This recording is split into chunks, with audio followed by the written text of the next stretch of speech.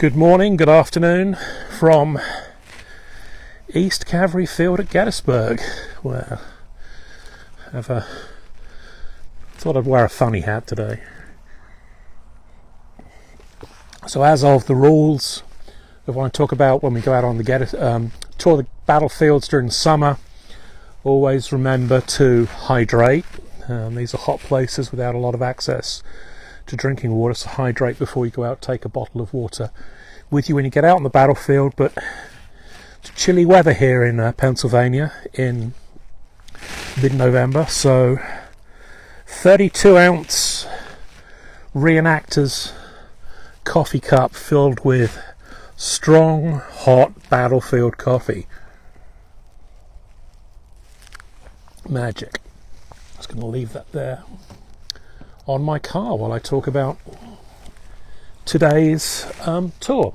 So this is one of the lunchtime series of tours that we do, short form, 30 to 45 minute battlefield tours from here and there. So today I'm at Gettysburg, but before we've been at Battle of North Point for War of 1812, we've been at Fort Mercer, Revolutionary War, we've been up to Lexington and Concord, we've been across to Antietam, down to the 7 Days battlefields. So we get around a little bit on these Tuesdays, which is typically my day off, and I take the opportunity to come out and do some historical visits myself and shoot some educational content for myself and do some riding. But while I'm out at these places, I thought, well, why not, while I'm out at these places, do a short, battlefield tour while I'm out at these places. So free live stream tours, no charge whatsoever, usually Tuesdays, midday, Eastern time, so whatever time zone that is for you guys. I'm out today, as I say, at Gettysburg. I'm at East Cavalry Field, so I'm about 3.5 miles east of downtown. This is not a widely visited part of the battlefield, although you can see there are monuments aplenty, and certainly historical markers here as well. So, but it's not a widely visited part of the battlefield because it is out of the downtown area. If you come to the battlefield, if you go to the visitor center, pick up your tour map, start driving the auto tour, by the time you've finished about a 2-hour loop of that time, it might be that you're looking to go downtown and get something to eat, or you've got to move on to your next tour location, or the next place you're staying that evening if you're on vacation. So a lot of people miss out the ends of the tour, and one of these remoter ends is this 3.5 miles east of town, known as East Cavalry Field. This was the site of, unsurprisingly, some cavalry fighting. That took place on the 3rd day of battle at Gettysburg, so July the 3rd, 1863.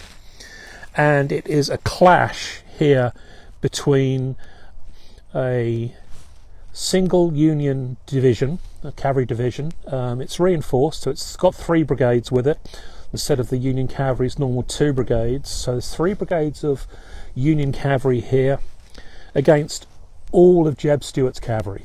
So the Union forces are outnumbered, and there's a clash here at East Cavalry Field. So we're located about 3.5 miles east of town, downtown. So this was the far, far left of the Union line. So in the description of the Union line, comes all the way up from Little Round Top, it comes all the way up Cemetery Hill to Cemetery Hill. It makes that fishhook loop at Cemetery Hill and Culp's Hill. Well, we're beyond the end of that fishhook.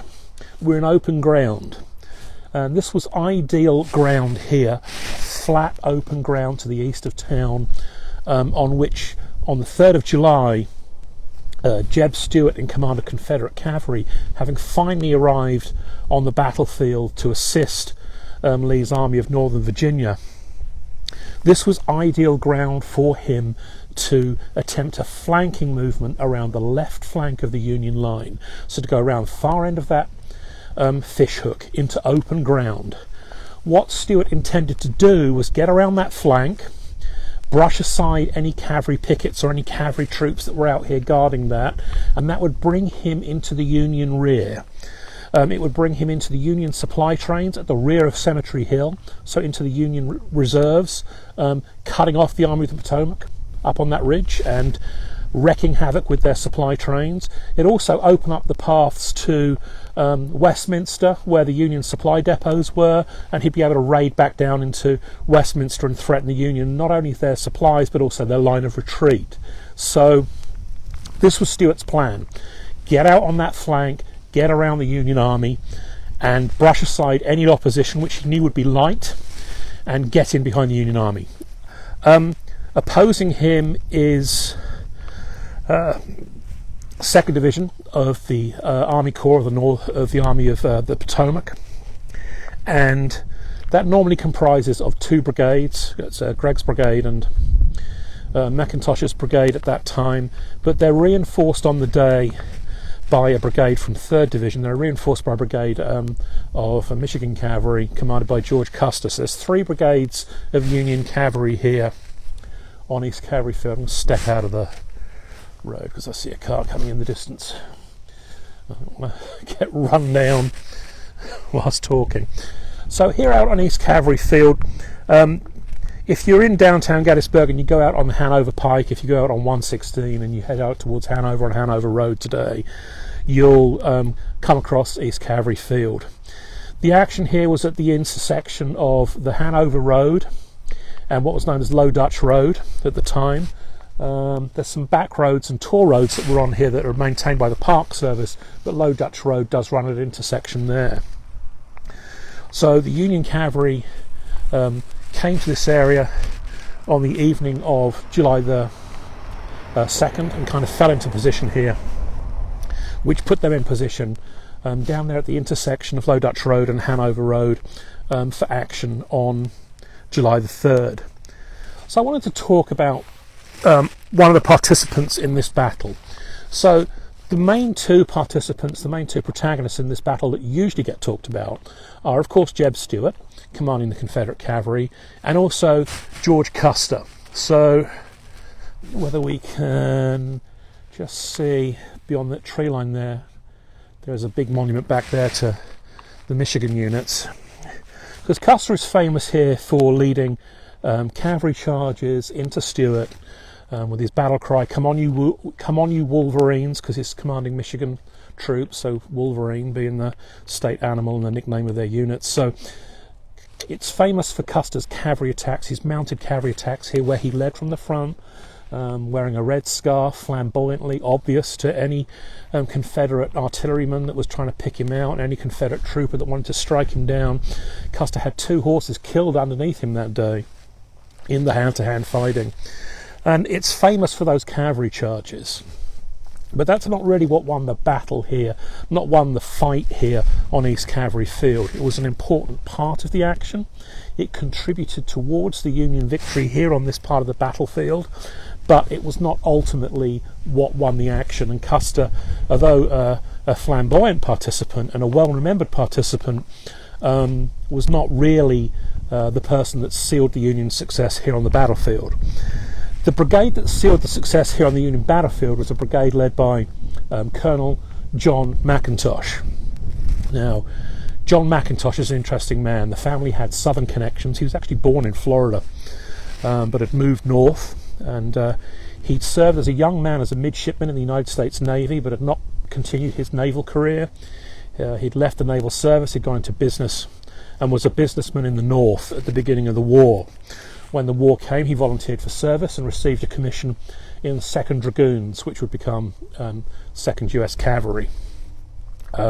His brother, however, joined the Confederate Army, and his brother was a brigadier general in the Confederate Cavalry and was actually killed at Battle of Pea Ridge in 1862. So the family, this is one of these families, these classic families that had split loyalties, one brother on one side, one brother on the other side. So that's sort of like that trope that we talk about sometimes of a house divided, a family's divided. Then the McIntosh family was one of those, and McIntosh had small c conservative leanings, so he was very much, I think, like George McClellan in that respect. They were constitutional unionists, but they were not necessarily abolitionists, and that may have been what held McIntosh at the rank of colonel rather than earning him his Brigadier General star. So as a colonel, he was colonel of the 3rd Pennsylvania Cavalry, so he's colonel of a regiment, and the regiment was part of the brigade that he commanded, and he commanded as the senior colonel. This has been Percy Wyndham's brigade, and after Percy Wyndham was no longer in command, after the Battle of Brandy Station, McIntosh is newly appointed to command of the brigade as its senior colonel, not given a promotion to Brigadier General, not even a brevet to Brigadier General. So he's newly appointed to command. The brigade had been, of course, involved at the Battle of Brandy Station, and had then gone out of the line into reserve. It had gone to the Union Cavalry Depot at Alexandria, Virginia, to remount and refit, and then it was back in the field by late June of 1863, with McIntosh in command. Now, McIntosh was not feeling well. He's had variously what's been referred to as either the cavalryman's complaint, which is, if you spend any time in the saddle, potentially he had hemorrhoids or piles. So he may have had the cavalryman's complaint. He may have had an intestinal upset, such as dysentery. I mean, he wouldn't be alone in that. This was an era of where men drank untreated water and poor food hygiene in the field, so he would not have been alone in having stomach complaints if that was the issue. In fact, as we know, during the Battle of Gettysburg, General Lee himself and the Army of Northern Virginia, General Lee, also suffered from stomach issues, and that's been reported possibly as an attack or the aftermath of dysentery. So, as that affected Lee's performance, maybe. But McIntosh was suffering from these complaints, but tried to remain in command. He was treated by the regimental surgeon of the 3rd Pennsylvania from his own regiment, and it's the common things that you would use now to settle a stomach, you would use to settle a stomach then. So things like peppermint oil, the old-fashioned things such as anhydrous morphine, so some morphine dissolved in alcohol and things like that, because as you know, that settles the stomach. Morphine does settle the stomach, so that used to be in old-fashioned compounded medicines like laudanum and so forth. So that's the kind of thing that he would have been treated with, which would have kept him in the field in command. He did not want to give up command and was determined to remain in the field even though he was suffering from maladies. So that's McIntosh, and that brings us here with McIntosh's brigade. McIntosh's brigade comprised the 1st Maryland, and it comprised the 1st New Jersey, 1st Pennsylvania and 3rd Pennsylvania. On the way to the battlefield, and they're passing through Westminster on the way to Hanover, they came across a independent troop of Maryland cavalry, the Purnell Legion, and a 2-gun section of artillery. And McIntosh took the wise decision of saying, "You are now under my temporary command," and so he slightly reinforced his brigade with an additional cavalry company and a two-gun section of artillery, which would prove useful to him during the battle. The cavalry brigades, are not allocated their own artillery. The artillery for the Union Cavalry Corps was organised centrally in 2 artillery brigades with multiple batteries in each brigade, and allocated by the Cavalry Corps commander and his artillery chief of staff as necessary. So they were not attached to the individual brigades. So the individual brigades could move very, very quickly on horseback and not be encumbered by wagons and artillery. And this was flying artillery. This was horse artillery, where everybody was mounted, so the artillery could move quickly. So there were no gunners travelling, sitting on limbers or sitting on wagons, and with the regular artillery that would move at a slightly slower pace to match the infantry. This was horse artillery, and it could move very quickly, but also, when you're pulling artillery, an artillery piece, these are not light things for horse teams to pull, and wagons and artillery caissons and all that kind of stuff. So the artillery was separate to the brigades themselves. So McIntosh's brigade arrived here. It's on this beautiful open ground here. If you can see this open ground, this is perfect cavalry country. This is perfect cavalry country then, perfect cavalry country for armour or cavalry today. It's open farmland, gently rolling. There are a few drainage ditches through here, interspersed with trees. There were a few rail fences at the time and a few low stone walls as you clear these fields by hand. If you think you're an old-fashioned farmer ploughing with a horse, when you come across a rock, you pick that rock up and you move it to the side of the field. And when you've moved enough rocks to the side of the field to clear your field and it ploughs nicely, you have a pile of rocks that you can make a low stone wall if you want to. So it was nice open ground. There were open fields which would enable mounted action. There was some split rail fencing and some low stone walls with the occasional trees dotted around, which was good for dismounted skirmish action, and good fields of fire for artillery as well. So this is perfect territory, perfect cavalry ground. Stuart had arrived and surveyed this land on the evening of the 2nd, and he'd chosen this as ground that he was going to move across the next day. And the cavalry arrived, the Union cavalry arrived, coming in from Hanover, so coming in from the east along what's now Route 116, Hanover Road, coming in towards Gettysburg, and had bivouacked down here on the Hanover Road at the intersection of Low Dutch Road on the evening of the 2nd. It's exactly where McIntosh's brigade was located. I'm actually in the position at the moment of where McIntosh's brigade commenced its fighting action on the 3rd. So I'm going to move right over to where that marker is so I can be in that exact position and get some perspective on the view that McIntosh's troopers had. So the action began, the cavalry action began really around 1 in the afternoon on July the 3rd. Stuart was trying to coincide his attack and time his attack with Pickett's charge. So as Pickett's infantry attacked in the centre of the Union line, way over there, 4.5 miles that way, Stuart, when he heard the sound of Confederate artillery opening on the middle of the line, he sounded 4 signal guns here so that Lee would know he was going to put in his attack, and started to move his troops forward. Stuart had 5 brigades of cavalry with him, so 5 brigades of cavalry facing 3 brigades of Union cavalry. So he outnumbered them man to man, and his disadvantage was that he lacked artillery. Several of his artillery batteries had run low of ammunition and had been left behind to resupply. So Stuart came to the battlefield with a larger number of men but fewer artillery pieces in support, and I think that's what would cost him dearly during the battle itself. So as Pickett's charge began over there on the Union left, hang on, where am I facing? Union left, it's in centre, and over here on the Union right, on the Confederate left, to the northwest of town, Stuart commenced that cavalry movement. And that cavalry movement came in, he pushed 3 brigades forward at first. And the 3 brigades came forward, first of all they came forward as skirmishers. And they came forward as skirmishers to capture this farmland behind me. The farm buildings, such as the Rummel Farm, would provide cover for them. And then there was a lot of fighting around these farms.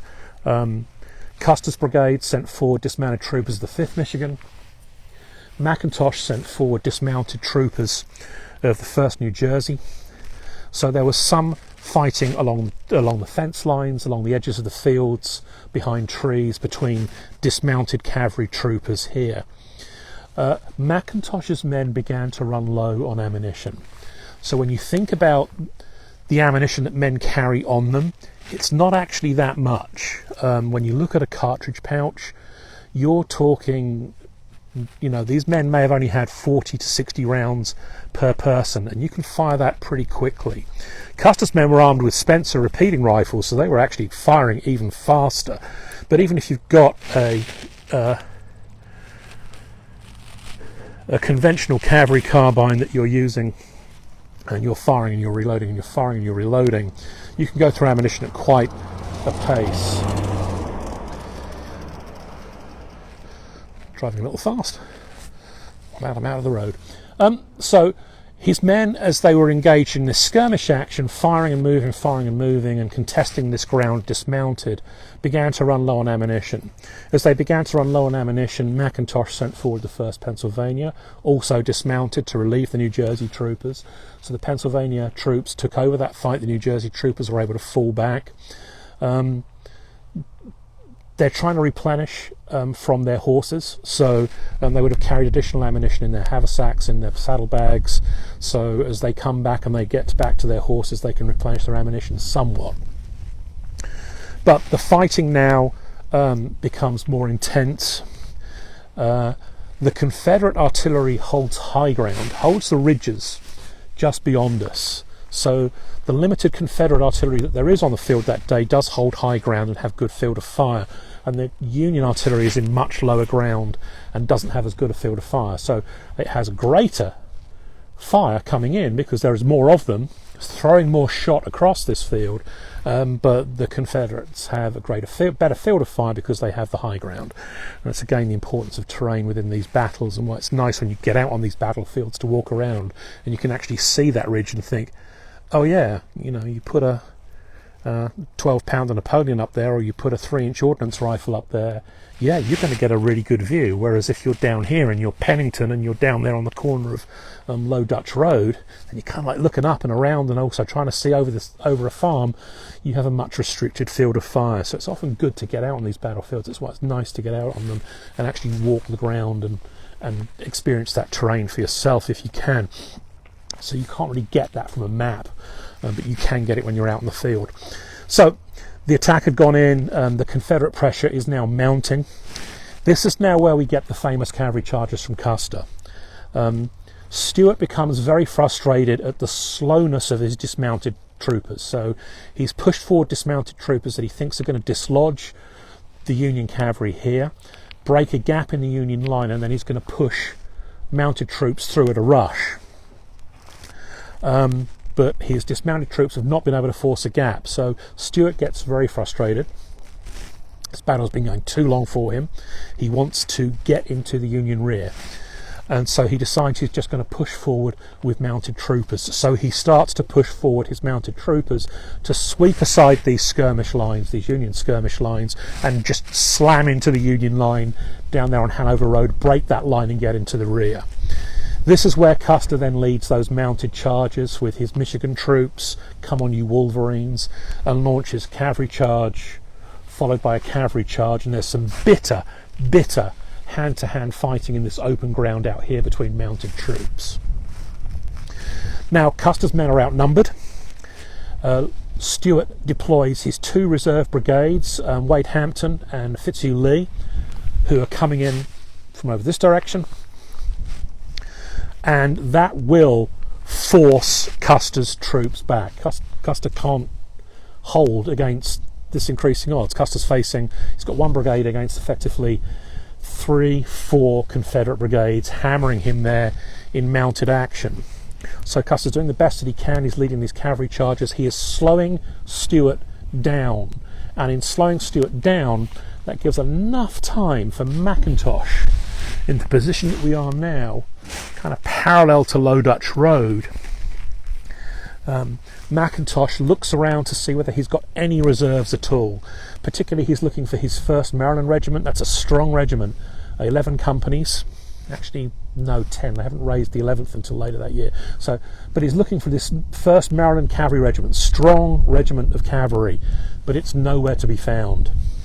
It's actually been moved down by Gregg, commanding the division, to a reserve position along the Hanover Road as like the backup force. So, oh my gosh, if Stuart breaks through, then the 1st Maryland are like the last line of defence here. So McIntosh is short 1 good regiment of cavalry. But he has what he has. So he mounts the 1st New Jersey and the 3rd Pennsylvania, so 2 good regiments that have been fighting dismounted during the afternoon and have suffered casualties, but they're back now on their mounts, and he launches a flanking charge into Fitzhugh Lee and Wade Hampton. So he has 2 regiments charging into the flank of 2 brigades. Outnumbered, but it's a shock attack. The Confederates thought that McIntosh had been beaten back.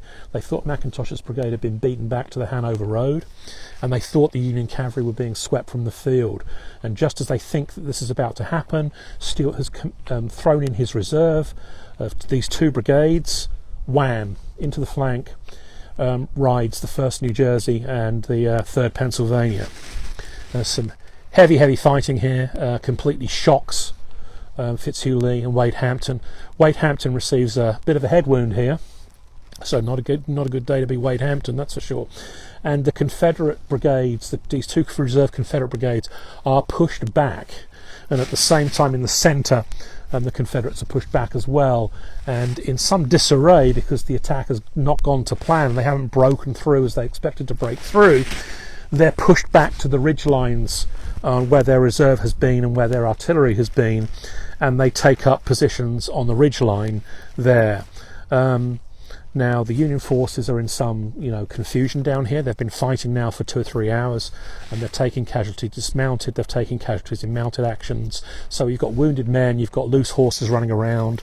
When we think of a battlefield and we think of the cries of wounded men, which can be horrific.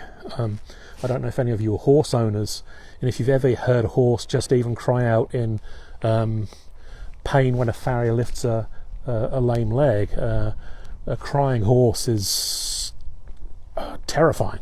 So any wounded horses that are out here, screaming wounded horses, screaming wounded men, loose horses running around, the smell of powder from the artillery, the fog and the smoke of that artillery, and the confusion of disorganised regiments that have been fighting and engaged in combat and have now broken contact, but they now have to be reformed. You can't just charge after them in a rabble and handfuls of men disorganised. That's no good at all. You have to regroup your men, you have to recall your men, you have to reform, see what you've got left, see who's in fighting condition, see who's got ammunition, see who's got a fresh enough mount, and see whether it's possible to pursue. So McIntosh tries to move forward against the fleeing Confederates, but the 1st Virginia, so that was Jeb Stuart's old personal regiment that was raised by Jeb Stuart at the beginning of the war. He was the colonel in command of the 1st Virginia Cavalry. So Stuart's own 1st Virginia are the rear guard for the Confederacy, and they turn on the ridge lines there, and they have some high ground, and they start delivering musket fire in support of their artillery fire. And at that point McIntosh is like, well, I don't quite have the momentum here, I don't quite have the men here to overwhelm the Confederate rearguard and pursue them, but we've stopped the Confederates from breaking through here and getting into the Union rear. If they had got through into the Union rear, that's one of the great what-ifs of the Battle of Gettysburg. If Jeb Stuart had broken through Gregg's Cavalry Division here and gotten into the Union rear, it would have gotten behind the Union line, it would have gotten into the baggage trains, into the artillery trains, into the supply area. It would have cut off their support not only from ammunition, but also cut off their support to water. Now, you can't fire artillery without water, and you're going to be pulling up wagon loads of water to keep your guns cooled. You're pulling up water for the men to drink. Remember, this battle is being fought in July. And speaking of drink, I'm going to avail myself of some coffee. It's getting a little bit cold now here in the day, but never mind, I'll get some hot coffee later. So you would have isolated the Union forces along Cemetery Ridge, who are facing towards Lee's infantry that are attacking with Pickett's charge from Seminary Ridge, would now have a threat in their rear, and you'd have to turn men around and turn gun batteries around to meet the attack from both sides. So they'd be under attack from front and from rear. They would not have access to their ammunition wagons. They would not be able to access small arms ammunition, artillery ammunition to sustain that fight. So Stuart's troops, if they'd have broken through, would have caused absolute havoc. Not only that, but the rear guard of the Union Army, the units assigned to guard the supply train, guard the lines of communication all the way back to Hanover, the railroad junction at Hanover, and back down to Westminster where there was a supply depot forming. those were small units and would not have been able to withstand a sustained attack as well. So not only would Stuart have been able to get into the rear of the Union Army here at Gettysburg, which would have potentially given the impetus of that Pickett's charge and those movements from the Confederate infantry, it would have perhaps given them impetus to actually break the Union line and push the Union infantry back. Where would the Union infantry go to? Because now Stuart is in the rear and harassing the rear, and they would not have anything to fall back on. So the great what if of could Lee have won is maybe not Pickett's charge. We often think of, oh, if only Pickett's charge, they reached the high tide of the Confederacy, they reached that stone wall, some of the men stood atop that stone wall, waved their battle flags, they almost made it with Pickett's charge. Maybe, but the bigger what if is, what if Stuart had broken through here? Then all of those other Confederate attacks would have been pushed with a little more perhaps vigour, but also the Union defence that was able to be concentrated against those Ewell's attack on Culp's Hill and Longstreet and A.P. Hill's attack in the centre. Those three Confederate infantry corps that were starting to press their attack on the 3rd of July in that final desperate attempt to break the Union line, the Union line would have been weakened as men had to turn around and fight to defend the baggage train and fight to stop Stuart in the rear. And Stuart really had the potential to win the battle here at Gettysburg more than Pickett did. And we often look at that in terms of Stuart versus Custer, because Custer, of course, becomes this flamboyant figure in post-war history as well as the history of the war itself. But for me, here, when you're on East Cavalry Field, when you look at the chronology of the day and you look at the point at which Stuart commits his 2 reserve brigades of cavalry, I think they would have broken Custer's line and broken Gregg and pushed across Hanover Road, had not McIntosh with 2 regiments, and he led personally the charge. He led the 3rd Pennsylvania, his old regiment. He led that charge personally, so he rode into the colonel in command, the brigade commander, much as Custer did with his units. McIntosh led that attack personally as well. So that 1st New Jersey and 3rd Pennsylvania slamming into the Union flank, the Confederate flank there when they did not expect it, at that last moment broke the impetus of Fitzhugh Lee and Wade Hampton, and really scuppered Jeb Stuart's plans on that day. So I think, even though he's not well known, and he doesn't have that sort of like flamboyant flair of the long blonde flowing locks and the billowing red scarf that Custer had, and you'll see, battlefield paintings of Custer, and any movie on Custer is going to have this in. Errol Flynn won this battle single-handed, So even though Custer gets a lot of the credit here, I think it's that final charge by McIntosh's men, led by McIntosh personally, that saves the day here on East Cavalry Field. So he's an overlooked figure. His men are overlooked, and I think they deserve their share of the glory here on East Cavalry Field. As you can see, it's wonderful, wonderful open cavalry land, and just behind me there, that's the marker for McIntosh's brigade. So if you do come out to Gettysburg, I would recommend coming out to East Cavalry Field. I'm just going to look down the avenue there. That's the marker for East Cavalry Field itself. That's a joint marker for both Union and Confederate units here on the battlefield. So a joint marker here marking East Cavalry Field. It's, as I say, not that well visited, but it's beautifully maintained. The lanes are mowed by the Park Service, and the roads are in good condition out here. So if you can get out here, this is a good place to come and walk. Bring a map with you. Go to the Battlefield Trust, American Battlefield Trust. Go to their website. Search for the battle map for East Cavalry Field. You'll get a beautiful battle map which you can view online or download as a PDF. Print that out, full colour map that will show you the positions of all the units here on East Cavalry Field. It's quite a compact area. You can park up here. I'm on what's called Gregg Avenue. You can park down on Cavalry field avenue, so you can park and you can walk this quite easily. If you were going to drive this and stop at the markers and read some of the markers, get out and walk to the battle monument marker, get out and walk to the Custer monuments there for the Michigan troops. It's about a 30 minute addition, 45 maybe if you're going to read everything, addition to the driving tour. If you're going to park, if you're going to come here during the summer, bring a bottle of water. If you're going to come here during the fall, like we are now in November, or the winter, bring yourself a thermal mug of tea or coffee or something warm to drink. Wrap up warm as I am today. Put on your silly reenacting hat. You notice I'm not wearing a reenacting uniform. I'm actually wearing a fleece jacket, so I'm not going to be wearing a thin wool coat, trying to cope with this weather. But come out, park the car like I've parked my car, and you could walk this battlefield quite pleasantly in an hour and a half, stopping and wandering up and down the lanes and checking out the monuments and following the action on that battle map. So walking the ground is a really good way to do East Cavalry Field.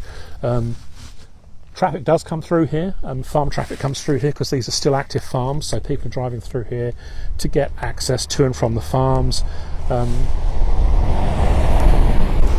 as with that guy with his spray truck. So be aware that, you know, if you're walking on the roads, just pay attention. If I'm walking on the roads, I have a high-vis jacket in the car, so if I was going to walk the roadside here, I'd put on my high-vis jacket. I'd highly recommend that. And also, we're in Pennsylvania as well now during November, which is deer season. So if you're going to walk through this woodland and you're going to walk through woodland trails, please wear orange. You're required by law in Pennsylvania to wear orange, and it's just sensible any place in the Mid-Atlantic region, Maryland as well. I think it's bow season still. If you're going to be walking down woodland trails at this time of year, get yourself an orange hat or get yourself a jacket that's got some orange on it so that you can be seen by hunters, because we do not want any accidents to happen. They won't happen here on the main battlefield themselves, but it's when you go walking down the little side trails like that through the woods that I know hunting is not strictly allowed on National Park Service land. The rules are the rules, but people occasionally will break hunting rules. Naughty people. So please wear orange if you're going to walk through the woodland at this time of year, and if you're going to walk along the roadsides, please wear high vis and some yellow. So that was a little talk today from East Cavalry Field. I hope you enjoyed that today. I hope you enjoyed hearing about McIntosh's Brigade. So this was not a Custer fest, as a lot of East Cavalry Field action is. It's Custer. And while he's very important, there were two other brigades fighting here. There's Gregg's Brigade and McIntosh's Brigade. So today we talked about McIntosh's Brigade, and I hope you enjoyed that. Look him up. He's right there on the, I think he has a Wikipedia page, and I think his brother, the Confederate general, also has a Wikipedia page. So John McIntosh, McIntosh, McIntosh. You can look him up, see his picture, which I think is on the Library of Congress website. You can find a picture of him as well. And so that's the story of the men of his brigade. As I said, 1st Maryland, 1st Massachusetts, 1st Pennsylvania, 3rd Pennsylvania, and 1st New Jersey. So a decent sized brigade, but wasn't able to get them all into action here on the field that day, because the Massachusetts men were down there as a rear guard, and you know, quite often it's confusing, but he was certainly able to get his New Jersey and Pennsylvania men into action on that day. So their share of the honour, I think, should be acknowledged here at East Cavalry Field. So I hope you enjoyed the talk today. Did not get talked to by a park ranger to say like we did last week, so thank goodness for that. That was certainly an experience last week. But so I hope you enjoyed that. As I say, we try and do these free live stream tours, 30 to 45 minutes from out on battlefields on Tuesdays in particular. So this time we were at rest against the car, as there is no artillery piece for me to rest against, which is what I usually do. So there will be additional tours coming up. We have a tour coming up after Thanksgiving where we're going to be looking at Louisiana tigers, to be back out here at Gettysburg talking about the 2 Louisiana brigades of infantry that were here and the Louisiana artillery batteries that had made their way up here. Now you think about where Louisiana is in comparison to where Pennsylvania is, so those boys were a long way from home fighting up here. So we're going to do a little talk, be over at the Louisiana Memorial, the State Memorial, over there on Confederate Avenue, talking about the Louisianans that were up here during the Battle of Gettysburg. So that's coming after Thanksgiving. I may do a live stream next week, Thanksgiving week. My son and trusty sidekick is home from college for Thanksgiving week, so depending on what we're all doing, next Tuesday I guess is TBA, to be advised, on where we'll be and what we'll be doing. It may be Gettysburg, it may be Antietam, it may be Fort McHenry, it may be North Point, it may be Couch's Bridge, could be anything from the Revolutionary War through War of 1812 to potentially even World War II coastal defences, maybe even Cold War Nike missile sites. We don't know. So we'll do something next week, and but please look for updates on the Facebook page, facebook.com/walkingtheground, all one word. You can find me on Twitter @walkingground, and I thank you for your continued support. Hope you're enjoying these. If there's anything particularly at Gettysburg, Antietam, some of these sites that I've been coming to that you're interested in, if you say like, hey David, I'd really like to hear a little bit more about cavalry, or I'd like to hear a little bit more about artillery, or I had an ancestor that fought with this unit, can you go find that memorial marker for me? Just shoot me an email, shoot me a private message on Facebook, and I'll see what I can do when I'm out at these locations. So I hope you enjoyed that today. Like the Facebook page, follow me for updates, share with your friends, and if you can't get out to the battlefield yourself, I'll do what I can and get out there and walk the ground for you. Okay, thank you everybody. I hope you had a good day. Have a good week. Have a great Thanksgiving with your families, and I'll see you next week.